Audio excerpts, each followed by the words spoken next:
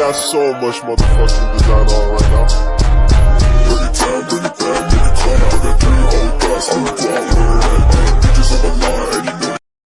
Assalamualaikum warahmatullahi wabarakatuh. Perkenalkan, nama saya Vina Hartati dari kelas 1E dengan NIM C1C023167, Prodi S1 Akuntansi, Fakultas Ekonomi dan Bisnis Universitas Bengkulu.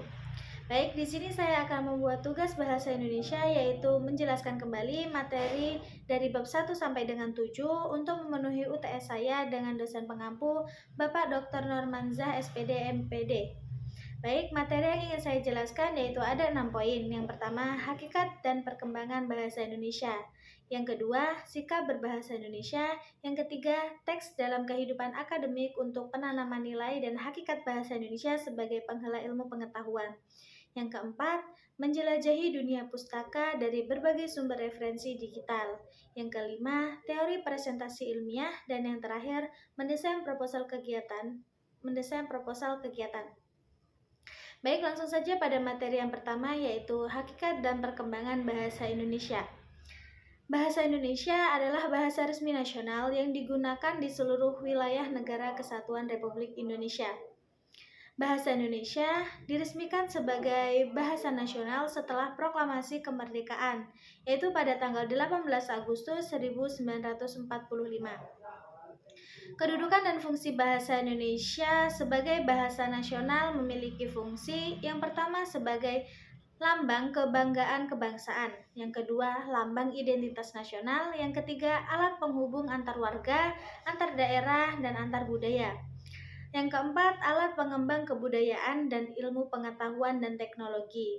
Kemudian, kedudukan bahasa Indonesia sebagai bahasa negara yang memiliki fungsi yang pertama sebagai bahasa resmi kenegaraan, yang kedua bahasa pengantar dan dalam pendidikan, kemudian yang ketiga penghubung pada tingkat nasional, dan yang keempat alat pengembang kebudayaan, pengetahuan, dan ilmu teknologi. Kemudian perkembangan bahasa Indonesia sebelum Indonesia merdeka. Pada abad ke-7 Masehi, bahasa Melayu atau bahasa Melayu kuno dipakai sebagai bahasa kenegaraan Kerajaan Sriwijaya. Kemudian perkembangan bahasa Indonesia sesudah Indonesia merdeka.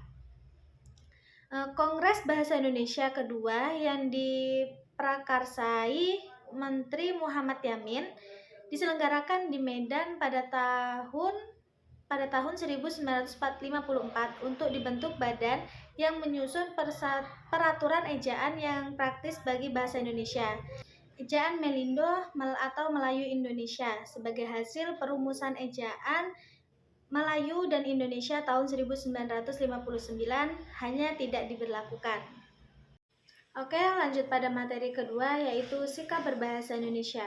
Pengertian sikap bahasa yaitu peristiwa perasaan atau kejiwaan seseorang terhadap bahasa sendiri atau bahasa orang lain dalam wujud bangga, mengejek, menolak, atau menerima bahasa tertentu.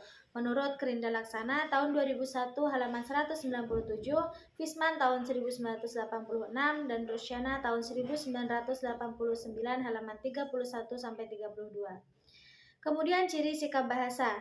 Kesetiaan dan kebanggaan bahasa yang mendorong masyarakat mengembangkan bahasanya sebagai lambang identitas dan mencegah adanya pengaruh bahasa lain. Kesadaran adanya norma menggunakan bahasanya dengan cermat dan santun merupakan faktor yang sangat besar pengaruhnya terhadap perbuatan, yaitu kegiatan menggunakan bahasa. Kemudian ada komponen sikap bahasa. Yang pertama, komponen kognitif merupakan proses berpikir yang berhubungan dengan pengetahuan mengenai alam sekitar dan gagasan. Kemudian yang kedua ada komponen afektif, merupakan masalah penilaian baik, suka atau tidak suka terhadap sesuatu atau suatu keadaan. Yang ketiga ada komponen konatif, merupakan perilaku atau perbuatan sebagai putusan akhir. Kemudian ada jenis sikap bahasa. Yang pertama, sikap kebahasaan seperti menggunakan EYD, kata baku, kalimat efektif, dan aturan paragraf bahasa Indonesia. Kemudian yang kedua, sikap non-kebahasaan seperti sikap politik, sikap sosial, sikap estetis, dan sikap keagamaan. Kemudian ada sikap terhadap bahasa Indonesia. Yang pertama, sikap positif. Berarti selalu berhati-hati menggunakan bahasa tersebut dan berusaha menambah pengetahuan tentang bahasa tersebut. Kemudian ada sikap negatif, yaitu merasa malu tidak menguasai bahasa asing dan merasa lebih pintar karena telah menguasai bahasa asing dengan fasih. Oke, lanjut pada materi yang ketiga, yaitu teks dalam kehidupan akademik untuk penanaman nilai dan hakikat bahasa Indonesia sebagai penghala ilmu pengetahuan. Bentuk tulisan secara umum yaitu ada prosa yang berupa karangan, kemudian puisi yang berupa kata yang paten, dan drama yang berupa catatan. Yang pertama ada prosa, yaitu ada prosa fiksi seperti novel, cerpen, dongeng, legenda, fabel, mitos, dan lain-lain. Kemudian ada prosa non-fiksi atau tulisan akademik atau karya tulis ilmiah seperti hasil kajian pustaka dan hasil dari proses penelitian. Kemudian yang kedua yaitu puisi. Ada puisi lama seperti mantia, pantun, karmina, seloka, gurindam, syair, dan talibun. Kemudian ada puisi baru seperti balade, himne, ode, epigram, romansa, satire, dan satire. Yang ketiga ada drama seperti tragedi, komedi, opera, melodrama, frase, tabio, sendaratari, dan lain sebagainya. Tulisan akademik. Pengertian tulisan akademik yaitu jenis tulisan yang mengaji suatu permasalahan yang dilakukan melalui proses penelitian atau pengamatan yang digunakan dalam lindungan akademik. Bentuk tulisan ilmiah ada dua, yaitu yang pertama hasil kajian pustaka seperti makalah, modul, berita, dan lain sebagainya. Kemudian ada hasil dari proses penelitian seperti skripsi, artikel jurnal, buku referensi, dan lain sebagainya. Sistematika tulisan ilmiah yang pertama hasil kajian pustaka. Yang pertama hasil kajian pustaka berisi halaman judul, abstrak, kata pengantar, daftar isi, pendahuluan, landasan teori, metode penulisan, pembahasan, simpulan dan saran, dan daftar pustaka. Yang kedua ada hasil dari proses penelitian yang berisi halaman judul, abstrak, kata pengantar, daftar isi, metode penelitian, hasil penelitian, dan pembahasan, simpulan dan saran, dan daftar pustaka. Oke, lanjut pada materi yang keempat, yaitu menjelajahi dunia pustaka dari berbagai sumber referensi digital. Terdapat beberapa sumber dunia dari berbagai sumber referensi digital yang dapat kita gunakan. Yang pertama ada Crossref, Ipusnas, kemudian ada PDF Drive, Mendeley, Taylor dan Francis Online, Liberty, Genesis, Google Trends, The Open Knowledge Maps, dan Foursquare. Nah, sekarang saya akan membahas mengenai Mendeley. Mendeley sendiri itu adalah aplikasi yang membantu kita dalam penyisipan, penulisan, dan performance tes. Kemudian ada tiga jenis Mendeley. Yang pertama yaitu Mendeley Desktop, yaitu Mendeley Desktop mulai tahun, kemudian diinstal pada desktop Windows, dan file PDF pada Mendeley Desktop berada di lokasi hard disk masing-masing pengguna sehingga bekerja secara offline dan membuat sintesis dan daftar pustaka atau bibliografi. Kemudian yang kedua ada Mendeley Webs, yaitu platform Mendeley berbasis web server. Kemudian Mendeley Web bisa mengedit profil, mengelola referensi yang telah kita koleksi, dan membagikannya dengan kolega melalui Mendeley Group. Kemudian mengetahui informasi statistik atau misalnya popularitas suatu referensi, dan mengetahui frekuensi suatu file referensi online diunduh, dibaca orang, di mana lokasinya, dan lain sebagainya. Kemudian ada yang ketiga ada Mendeley Reference Manager. Mendeley Reference Manager atau MRM yang telah dirilis sejak tahun 2019. Kemudian kebutuhan koneksi internal sejak login dan fasilitas mirip dengan Mendeley Web. Kemudian materi yang kelima, presentasi ilmiah. Hakikat presentasi ilmiah. Yang pertama, presentasi ilmiah merupakan keterampilan bicara atau komunikasi secara lisan di depan umum untuk menyampaikan gagasan atau pendapat dari hasil temuan penelitian, pemikiran kritis, atau informasi dalam dunia akademik dan pendidikan untuk mengubah perilaku individu lain. Menurut Sadono tahun 2012, Hovland, Janis, dan Kelly tahun 1995. Yang kedua, berdasarkan pengertian di atas, terdapat 3 komponen dasar dari sebuah komunikasi, yakni pemberi pesan atau komunikator, media yang digunakan, dan penerima pesan atau audiens. Yang ketiga, presentasi yang hebat terjadi apabila audiens memahami pesan yang disampaikan oleh komunikator melalui pemilihan media yang tepat, sehingga audiens terinspirasi untuk menentukan atau memilih langkah yang terbaik.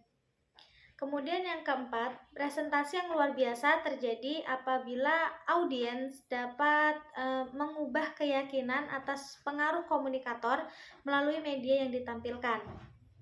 Dan yang kelima, presentasi yang buruk terjadi apabila komunikator tidak mampu menjelaskan pesan atau hanya dimengerti oleh dirinya sendiri dan tidak mengoptimalkan media yang dipergunakan, sehingga audiens tidak paham terhadap pesan yang diterimanya.